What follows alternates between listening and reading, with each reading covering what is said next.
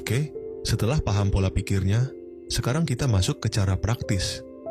Banyak orang kalau pegang uang kecil bingung. Mau dipakai apa ya? Mau ditabung, tapi jumlahnya nggak seberapa.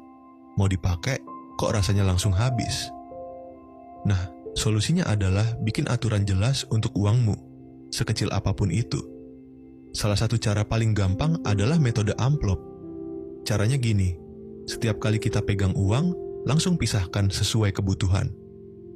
Nggak usah ribet, bisa pakai amplop beneran, bisa juga pakai dompet digital atau catatan di aplikasi. Contoh gampang, 50% buat kebutuhan sehari-hari, makan, transport, pulsa. 30% buat tabungan atau simpanan. 15% buat hiburan atau jajan. 5% buat darurat atau berbagi. Kalau misalnya kita cuma punya uang 50.000, tinggal bagi aja. 25.000 buat kebutuhan, 15.000 ditabung, 7.000 buat jajan, 3.000 buat darurat. Kedengarannya receh, tapi justru dari sinilah kita mulai terbiasa ngatur. Kenapa penting? Karena uang itu kayak anak kecil.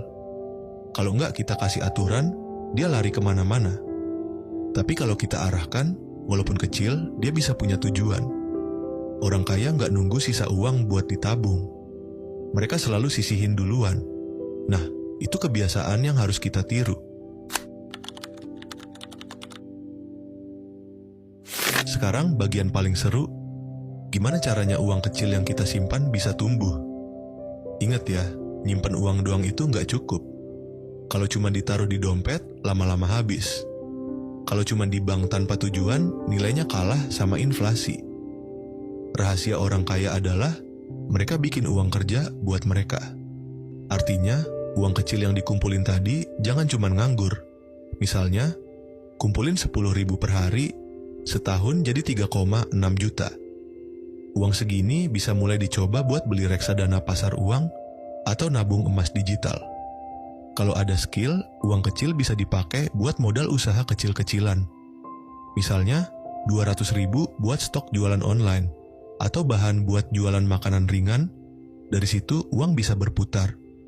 Bahkan sesederhana beli buku atau ikut kursus murah pun bisa jadi investasi. Karena ilmunya bisa bikin penghasilan kamu naik di masa depan.